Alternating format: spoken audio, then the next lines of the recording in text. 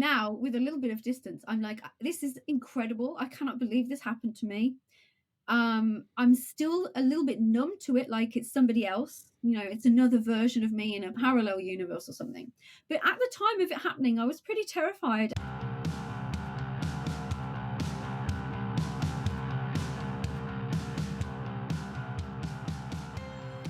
Welcome, everyone, to another episode of Beyond the Manuscript. As always, I am your host, Cooper Anderson, coming to you from my very own library of Pocket Dimension. And if you like what I do here, please, for me, hit those four little buttons, which helps me do what I love, which is talk to you lovely folks about books. My guest today is a YA fantasy author from Birmingham, England. Her debut novel, The Girl with No Soul, is an Amazon children's bestseller. It has been translated into French, Spanish, and Italian, and whose sequel is coming out later this April. Please help me welcome my guest today, Miss Morgan Owen. How are we doing today, Morgan? I'm good. I'm happy to be talking to you about books. Yeah, I'm so excited because I saw your book on like my Instagram feed. You have a beautiful cover. By the way, I was really blown away with it. And then I read your book, and it was super, super fascinating as a concept. And so to kind of just jump right into it here, can you please tell us all about The Girl with No Soul and what inspired it? Okay. So it is on a basic level a story about a girl who has no soul. The title kind of gives it away.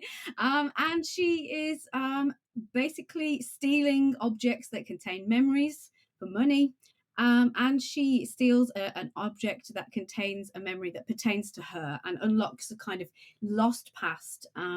And the story is about her building herself back together by seeking these kind of objects that contain other pieces of her soul. And in this book, the soul has five parts. So there are five things that she must find. And while piecing herself back together, she is uncovering a mystery that goes all the way to the top. And the other side of the story is about kind of rebellion in a dystopian world where the government have the ability to look into your soul and see your darkest secrets and all of the parts of yourself that you keep hidden. Which is a pretty terrifying idea. So, yeah, it's about finding yourself, but also how finding yourself can lead you to rise up against depression, I guess. And I guess the book came together from two different things. One was my interest in antiques and the stories of antiques and the journeys they go on. Who has owned them before? What have these objects witnessed in their lives if they were sentient? So it came from that idea, but also the metaphor of finding yourself and how I feel like everyone is on a journey throughout life to build themselves whole. And a big part of that is the books that we love, the music that we love, the art that we love, the things that shape us as human beings. And how I don't feel like that journey is ever really complete. But in this metaphorical way, that's what it's meant to represent, I suppose. Yeah. Very cool. And as I mentioned a little bit before, the sequel is actually coming out in April. So, without spoiling anything, what can you tell us about So I've got to be really careful here because it? The Girl with No Soul is kind of got layers and layers. So there's lots of secrets, and I wouldn't want to ruin anything for anyone. But there are two main characters. Our heroine Iris meets Evander, who's her kind of love interest, and the sequel is kind of from his perspective. It is a dual point of view, so we follow both of their journeys after the events of the end of the first book. Uh, yeah, sorry, being really careful here what I say, what I don't, just in case that one, I don't want to ruin it for that one person that might Sure, be. sure, sure. Yeah, and it is about how Iris in the first book was building herself whole again, and in the Mhm. second book, it's kind of about how Evander is losing himself, and it's Mm. a kind of bookending of how Iris's identity was tied to the past, and in this story, Avanda's identity is tied to the future. And because it's a duology, I really tried to make this kind of full circle. Yeah, I'm really excited for people to read it. I don't really know what else I can say without dropping some major spoilers, but yeah, it was really fun to write and has some really interesting again concepts in it. I love exploring those weird concepts. But I think you said more than enough than you needed to about any Too sequel. So much. yeah, that's great. Was there anything particularly challenging for writing in the genre of YA or writing a story for YA readers? Yeah. Um, it's my favorite genre to write in. It's pretty much my favorite genre to read along with fantasy. So I love things that, bridge those two. I think that young people today, there's so much going on in the world. There are so many distractions. There are so many great books. And unlike in previous generations, those books are kind of marketed through word of mouth on sites like TikTok and Instagram. So there's a lot of choice for young people all the time. And I think that young people, teenagers, have really sharp minds, sharper than I would have said my mind was at that same age. And they're way more aware of the world around them and socially conscious. So I think you've got the one challenge is grabbing attentions really quickly and standing out in that market where there's a lot of ideas. But also, way more important than that is trying to tell a story that no matter where it's set, what time, it it kind of speaks to them and speaks to their lives right now and speaks to the world that we live in. And that's what I think fiction, especially YA with the big concepts. YA is usually where you find like some great world building and one line concepts. And I think those concepts are really reflective of society, and they do so in a way that's a bit safer than reading about, the real problems we have. We get to explore all of the same feelings and ideas, but like from a safe kind of distance, I guess. So yeah, I think it's really challenging to write for teenagers, and that the book has to say something that speaks to them on a deep level. Obviously there's lots of other books out there that are, more for entertainment and comfort, and but all of them generally say something about what it means to be young, what it means to be human, alive at this time in history. Yeah. Yeah, absolutely. You were mentioning before about like attention spans and how they're kind of shrinking. Well, I actually heard is like a concept kind of floated to me where it's not so much that our attention spans are shrinking, it's just that there's so many options for entertainment now, Yeah. and we're getting to a point where people don't want to invest time when there's possibly a better option out there. Yeah. And Niche so, yeah. market, like, yeah. You know the way you go on Netflix and you're like, "I Hmm. really wanna watch something," but there is so much choice and there's so Yeah. much in your general wheelhouse that you become obsessed with this idea of finding everything that ticks every box that you're looking for, and I think that's only gonna become more apparent in the future as AI and stuff really invades the creative space and is creating really niche I mean, I Yeah. don't look forward to this, but I feel that it is perhaps unavoidable to some extent. There will be some very, very niche audience content there. And so I think the goal of creatives now is to transcend that kind of shallow, maybe box checking, and to have a story that's wrapped up in a really enticing package, but it has that rawness that I think Hmm. can only come from actually being a human being. Yeah. um, but yeah, no, I absolutely agree with you. I think, like, for me, like, I definitely have that short attention span where I need things to grab me within that Mm. first chapter. And I Hmm. perhaps wasn't like that when I was a teenager. I read like different, slower, more kind of contemplative, thoughtful. Just edit that out. More thoughtful books. But now, yeah, and with music and TV shows and films, I like to be grabbed immediately, and Yeah. I see that culturally kind of reflected around me as well. It's really interesting when, especially when in the world of books, because when I was a kid, the standard was like, okay, you have to grab someone's attention within the first chapter. Then it Yeah, shrunk to you got to grab them with the first page, and now it's even legend. like you got to get them in that first line.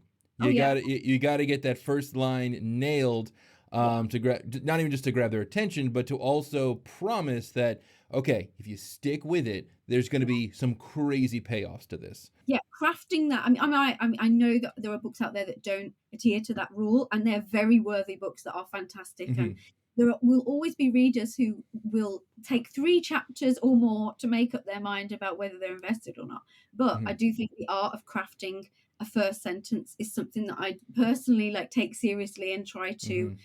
try to use that first sentence to deliver a kind of a tagline, almost like I'm giving you a flavor of what the whole story is going to be like. That's the idea anyway. Can be tricky. Yeah. So my next question is, if somebody wanted to write a YA novel, is there anything specific you would tell them to keep in mind? Yeah, I mean, there are a couple of things I would say. One is that the way the market is now, I mean, there are all kinds of stories out there, and so I feel like there's a lot of room for everything. One thing that is really seems to come through on the page is when people are able to tap into their real life experiences to tell a story, even if that story is about zombies at the end of the world.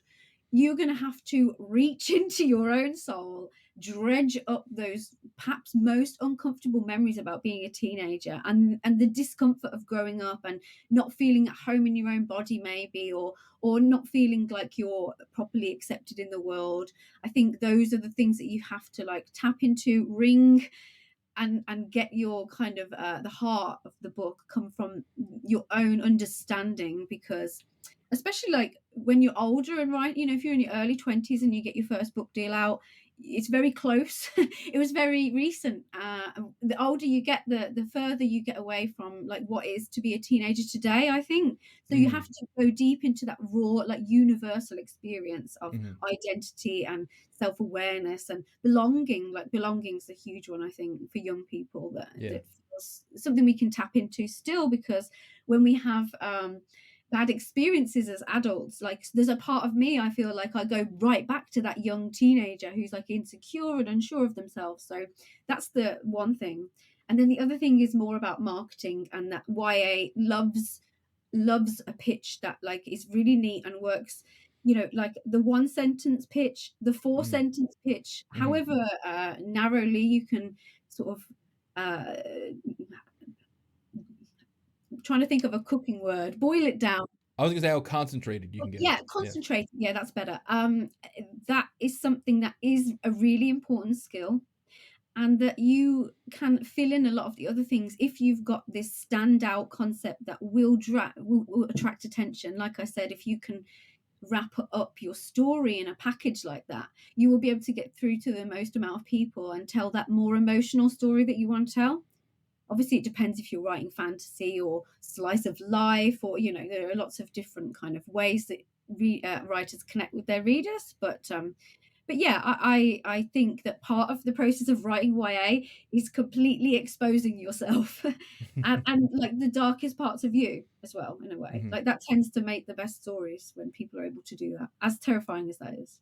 I quite like your answer that where you're talking about like yes, the specific problems that every generation of teenagers is dealing with is going to change, but there are universal experiences. Like I'm sure almost everyone out there in the world has experienced social awkwardness when they're in Literally secondary school.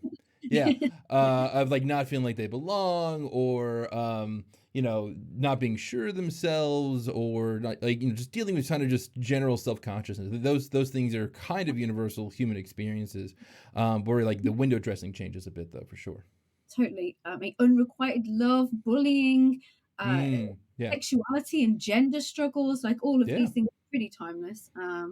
Yeah, like, and also, as a writer, you tend to,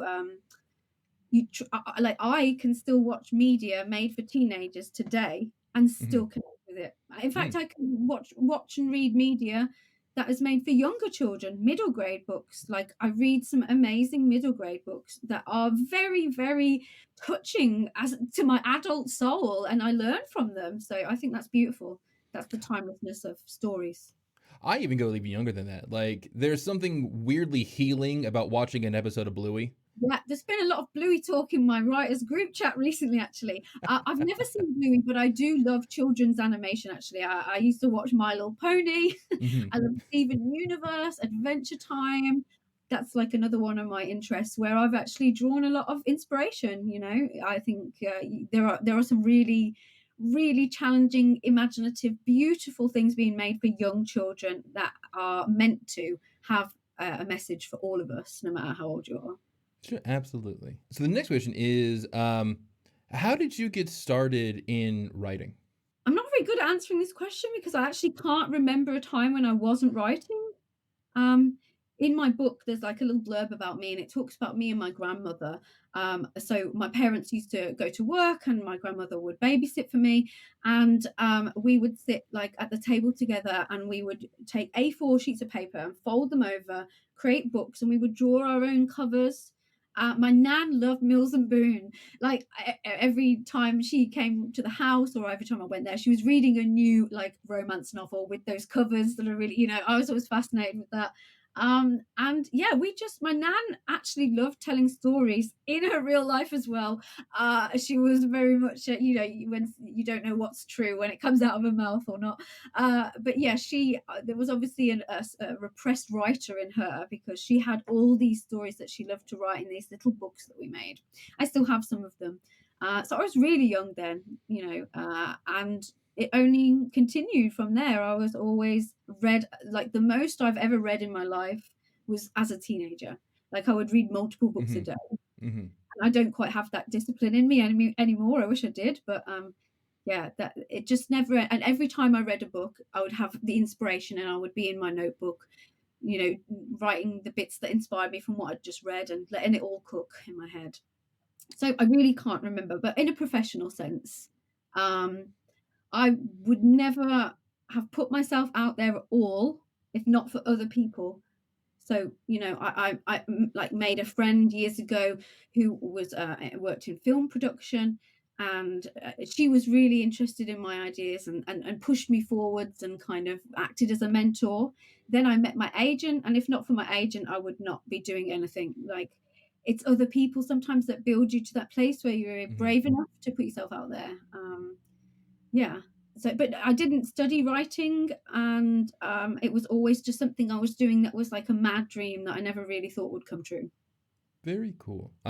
For me, when I was starting off writing, I started when I was 22. Like I took one intro to creative writing class at uni, I was like, "Oh, this is all I want to do. This is the only thing I want to do." And I felt like, compared to other people, I was starting so late in life, and I was like, "Everyone's been doing this since they were a kid, and all this kind of stuff." And then I would look back at my childhood, and I realized I was that kid who would just make up wild scenarios to his Yeah. friends, and I'm like, "Oh, that was technically me writing That was your technically storytelling. first." Right. Yeah, Yeah. like I would make up wild stories. Like I like made up an older brother, and then he was a secret like UFC fighter, and he was just getting ready for the title pretty soon. Yeah. Like you just make up wild stuff when you're just hanging out with your friends, and then like God help my friends who were just like, sure thing, bud. Like let's go play FIFA or something.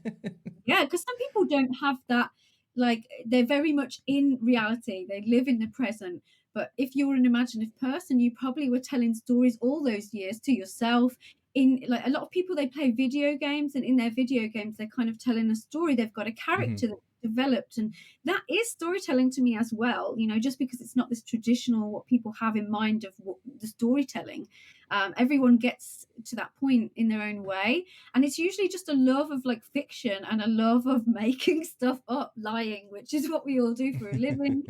And how we get a joy out of that kind of transcends reality. What we can imagine in our heads is worth our time. So, real quick, another quick question for you. Uh, what was your favorite fantasy book or series that you read as a kid? I definitely got into fantasy a bit later. And when I mean, obviously, I read Narnia and Hobbit, and I remember I was really obsessed with A Wrinkle in Time. Like that was like one book that I was really obsessed with. But and Hitchhiker's Guide to the Galaxy. Nice. That was a book that blew my. It was my dad's one of the book. My dad doesn't read a lot, but he did love Hitchhiker's Guide, and I think he recommended it to me, and I had never in my life imagined anything so weird, and that Yeah. I love that. So actually, when I was like a young teenager, I was reading quite a lot of adult books by that Mm. point. I remember I loved like Douglas Copeland. Douglas Coupland, who did like Generation X, Microsurfs. So I'm there, Mm. I'm like 13 years old, and I'm reading about the Microsoft employees in a really like random cult novel. Like I loved the weirdest books that I could get my hands on. I'd already read like The Bell Jar and Catcher in the Rye at that point. Mhm. But yeah, and then a little bit later, I discovered like Ursula Le Guin and like Diana Yeah. Wynne Jones. Yep. Um, and there were probably way more that I can't even remember now. But there was definitely a point where I realized that fantasy was my thing. Mhm. And but I still had all of that like cult literature in my mind. And so sometimes I think that like the blending of those two things is like really interesting. Um, yeah, I think I'd say like Narnia as my like classical answer, also like Roald Dahl books if they count as fantasy. They definitely there's a giant Yeah, peach killing like, running over people. Like, I think you'll be fine apart from calling that fact, fantasy. yeah, like there's it's all fantasy. So definitely some Roald Dahl books. By the time Harry Potter came out, I was like an adult essentially. So I resisted it for years, and I didn't want anything to do with it. And now I probably feel like that again. But there was a brief period in the middle where I was really into Potter and Philip Pullman, his Dark Mhm. Materials. So when I was a bit older, that became like a huge influence and inspiration. And then like Octavia Butler and Mhm. Margaret Atwood, Angela Mm. Carter. I'm getting older and older here, but that was kind of I'm trying to illustrate the journey was like very scattered. Like I was Mhm. reading books in all genres and enjoying all of them. Yeah. Yeah. There's something to be said about kids who fall in love with just the concept of reading because they'll just consume anything. Like, I remember when I was like roughly that age, I was reading like every Goosebump book, every Animorphs. I read a lot of the Redwall series when I was a kid. Oh, Yeah, and I was just like anything and everything. And you kind of mentioned this a little bit earlier, but like when I was around that age, I have very distinct memories of like my parents stopping me like in the car before we went out to like dinner or something, like, okay, where is your book? You cannot go into this restaurant with a book. You have to interact with like your family a little oh, bit. oh, And so I oh. remember I have a memory of like my dad patting me down and be like, where is it, where is this, where is it? And he would always find it. So yeah, stuff. Yeah. Yeah, no, I was definitely also that kid where someone was like, "You've got to do this now," and I'm like, "No, leave me alone. I just want to read my book. I want to live in this fantasy world that I'm in." Oh yeah, Animorphs. Yeah, you've got me thinking about now. But also, what you said, like I remember, I love the Point horror books, and I love Babysitters Club books, and I Yeah. still will talk about how wonderful they are to this day. Which just proves that, like, you know, you can end up writing sci-fi or crime or fantasy you might not have even kind of been into that genre before. Sometimes people just stumble across a really great idea and Hmm. yeah, but now I find it difficult to read books that are set in our reality, and I prefer to read a book that's set in an alternate world. Yeah. So for our listeners who are still trying to go pro with their writing journey, can you tell us a little bit what it was like to not only get a book published, but to have it, blow up as big as it did and get as popular as it has? Terrifying. Mm. It so I, this is a really difficult thing to say because it's not like the kind of optimistic soundbite that some people would want. The hardest thing for me about getting published was me, and that I was in my own way.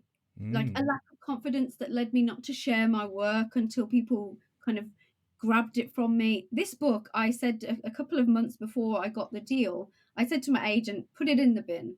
I hate it. It's worthless. I don't Mm. like it. Trash it. And my agent was like, nah, I'm not going to do that. That's not in your best interest. Leave it with me. Do I have your permission to sound out? And I was like, fine. Because I just didn't think that, I thought I really believed at that point that there was no worth in this project, which is just a crazy thing to look back on. Mhm. Um, so I think that the hardest part of getting to be published is that it takes a consistent belief in yourself Mm. and it requires you to keep going, and you might get a lot of rejections on that journey, understandably some people are kind of taken down by that. At some point they lose faith, they think it's not going to happen for me, I'm not good enough. I'm sure like the majority of writers struggle with that kind of imposter syndrome. Mhm. Um, but yeah, that I kind of felt that I'm lucky in that I had these people around to push me forwards, but not everyone has those people yet. They're still looking for an agent. They're still looking for an editor to believe in them. And so you have to be your person. You have to be your own agent. You have to be your own editor. You have to be your own PR person. And that Yeah. is a lot for unpublished authors today. And they put a lot of time and effort into themselves and selling their work. And they have to be confident because, it's really competitive out there. Um, so this is to answer your question. Now, with a little bit of distance, I'm like, this is incredible. I cannot believe this happened to me. I'm still a little bit numb to it, like it's somebody else. It's another version of me in a parallel universe or something. But at the time of it happening, I was pretty terrified, and it led me to kind of struggle with my mental health because of the pressure of it, which I had not expected. And so I was really hard on myself, and I was expecting more, perhaps, of myself, and worrying about what was successful, what wasn't, how we define success. And so it took me a little bit of time to get to that place where I was like, wow, this is amazing. In the moment, sometimes our anxieties can, prevent us from fully experiencing joy in the moment, which is also kind of what my sequel is about. Um, Real quick, so was there anything specific that because you said it was terrifying? Was there anything specific that you were like, "Oh, I'm really dreading this part"? Was it like having to do promotions? Was it having to do lectures or like panels or anything like that? I mean, I have this thing where I get really nervous before like speaking events, but then when I'm in the moment, something I used to be do acting and stuff. So it's Hmm. like something switches on in my brain, and I'm like, right, I'm this persona of myself who's more confident, and yeah, that's kind of how that works. It was more that I was terrified of letting people down, that I was terrified of it not Mm. being good enough. And certainly there is a period of adjustment where you read so if your book does quite well, you'll get quite a lot of reviews on Goodreads, Hmm. and there will be a really mixed bag. And in the same hour, you might get a 5 star that says this is the best book I've read for years, and then like minutes later, you might get one. This is unpublishable trash, and I can't. So you have to really steel yourself, and Yeah. you have to believe in your project, right? Because it's a subjective thing. There are Hmm. some books that are really popular with a lot of people, and that's as good as it gets. But there will always be people that hate those books. If you look up any book that you love Yeah. on Goodreads, some of my favorites have lower ratings than my book. I'm Yeah. like, this is not right. This is a very strange system. So I actually don't believe that books should be rated in a star system personally. Mm. I Yeah. don't but I think it is what it is, and people have the right to hate your book if they want, and Hmm. you have to leave them to that. And I respect that. I respect them. That's all cool. But it was terrifying to be exposed in that way. And also, an added layer is that I think authors today are expected almost to be like online personalities, and the ones who are really popular, they're always putting videos out on TikTok, and they're really comfortable on camera and sharing their lives. And Hmm. I'm not that person. I'm quite awkward. I'm quite introverted. I spend most of my time doing video game builds, like I'm neurodivergent. So I really struggled like that. And so, yeah, I think that's hard on authors as well today. You can say no, I'm not going to do any of that. But someone sensible will say, well, that might affect on a really small level, because ultimately you're not in charge of how your book does, really. Hmm. Um, but yeah, like all of that, I think is quite a lot to put on authors, especially when so many of us are like just living in our bedrooms Yeah. quietly, made up stories, and then one Hmm. day suddenly you have people wanting to know everything about and so yeah, that can be quite a disconcerting experience as well as an extremely joyful one. Yeah. Absolutely. So one of the best pieces of advice, kind of combating this, weirdly comes from the American comedian Seth Rogen. If you know who he is, Yeah, I do. he was like, if you try something and if, you might be successful at it, but if you stop trying something, you definitely won't be. Yeah. And so it's always kind of thinking, we're like, yeah, you're going to stumble, you're going to fall. But if you take it as this is only going to make me better, I'm only going to learn from this. Um, you still have a better shot than everyone who's stopped. Absolutely. someone recently said something, and I thought, I can't believe I've gone through my whole life with not hearing this in this way. They were talking about the pride of failing, like how you should Mm, fail with pride, because it means that you tried and you really put yourself out there. And as a person who doesn't put themselves out there sometimes because I'm afraid of failure, or that really, cut deep, because it's so true. There is a great pride in keep trying, and in fact, that's the way you're most likely to get published, is just keep trying and wait until you've got the right idea at the right time. That's like 75% of the job. And absolutely. yeah, you've got to keep trying, you've got to keep picking yourself back up, and you've got to like kind of laugh at yourself and be like, good for you failing, like you really tried. I think that's such a great lesson for young people to learn as well. Sure.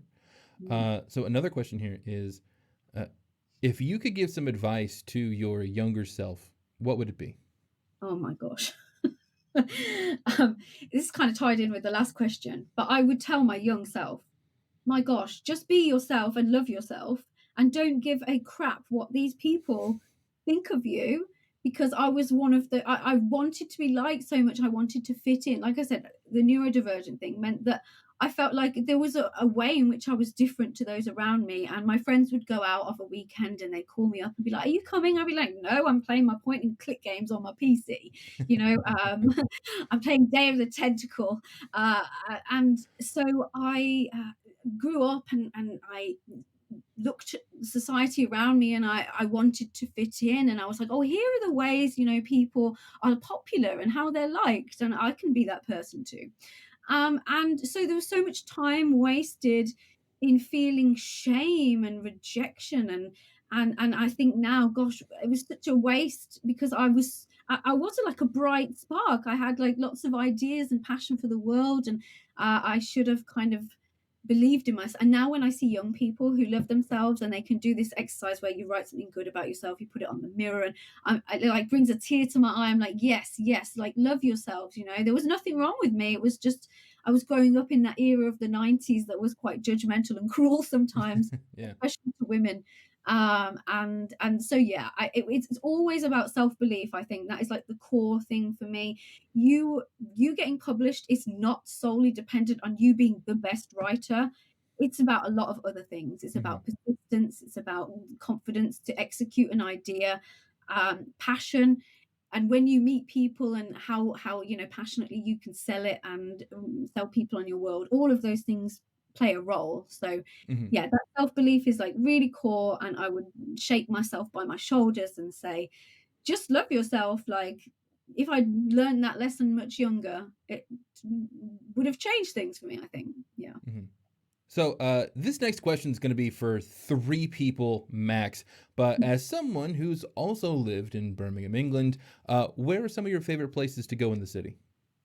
So I actually used to work at the old Waterstones on New Street, the one that's in Hmm. that beautiful old building that's now an O2. It's an Apple shop now, I believe. Mm. Um, I loved that. I loved that shop. It was beautiful. It was the perfect building. It was like a former bank, and it was the perfect building with the pillars, and it had like a kind of stained glass ceiling at the top. It was like worthy of the literature that it contained. So I loved that. But I also kind of grew up in Gaytown, like Hurst Street area, Hmm. Chinatown area. A lot Hmm. of great bars and clubs there. A lot of Hmm. great food down there, and in the arcade that's just near Hurst Street as well.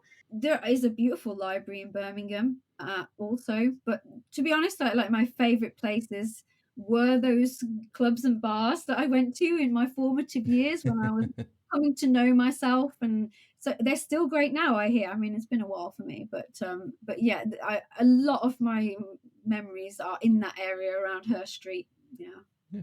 One of my favorite places to go, if we're ever in town, is there's a restaurant behind the Hippodrome Theater. Mm. And it's called, I think, something like the Meat Shack, and it's like the most 90s skater vibe ever. And I know it's near Gay Village and it's called the Meat Shack and all that kind of, all the other innuendos and stuff like that, but it's genuinely really good food, really good beer, and it's just got like a 90s Tony Hawk skater vibe Wow. throughout the whole place. And Gosh. yeah, Yeah, it's really fun. Yeah. It's like right around the corner. Again, this is for 3 people. 3 people are listening to this question here. But yeah, that's one of my favorite places to go if I'm ever in town and I need a good meal. Birmingham, actually, you've got the Symphony Hall, you've got like the Rep and the Old Rep. There is a lot of arts and culture going on. There's Birmingham Arts Fest they used to do every year. I don't know if they still do. It's gone a bit quiet. Yeah, it's always been a city with a lot happening that gets overlooked. It's not like somewhere people think, oh, Birmingham, that's like real vibes. Like we'll go there and go to some museums and soak in the culture. But it has all of those things. So real special place. And I still live in Birmingham, so Nice. All of my American friends are like, "Oh, is it just like Peaky Blinders?" And I go, "No, it's not like 1920s factory works at I just all." tell them yes, just to like kind of just to kind of, like keep that vibe going. Mhm. Yeah, I, if people know Birmingham through Peaky Blinders, that's okay. Like it's the Birmingham people and the Black Country culture as well, which is like associated with that. It's so fascinating. The Black Country Museum. I don't know if you've ever been. I know of it. I haven't been though. Yeah, I would recommend everyone just to go there. Like it's a great museum, one of the best museums. Sure. Another thing too for any American tourists who are also listening to this, Cadbury World. If you're interested in Cadbury, they have a big like Willy Wonka-esque kind of tour through the factory where they give you a ton of free chocolate. You get to see how it's made. There's a like little kiddie rides and all that other kind of stuff. So if you're going as a family and you need something to do in Birmingham, highly suggest that. Sea Life Centre also. Hmm. It's got a great like tunnel, one of those, aquarium tunnels. If you're into that kind of Yeah, thing, yeah. you can also stroke some stingrays and feed some otters. Probably all amazing things to do with your spare time. All right. Well, Morgan, I have taken up so much of your time already. Before we wrap up for today, where can people find your stuff? Well, I mean, I am in some Waterstones. I am on Amazon. I would love if you enjoyed this and you think that sounds like your cup of tea, or you know someone who would enjoy it. I would love it if you bought my book. From if you can get it from an indie bookstore, even better. Birmingham doesn't have a lot of in the main area, which is a shame. But so there's not one specific kind of bookshop that I can direct you to. But you can also find me. I'm not very active on Twitter, but I am on there. I will not call it X. No And one should. No one no one should. should. I am more active on Instagram, where my handle is sailor.crossing, because during the pandemic I became a very obsessive Animal Crossing player. And now I do builds in Sims 4. I love world building in video games. And so if you're interested in that at all, please do follow me on Instagram.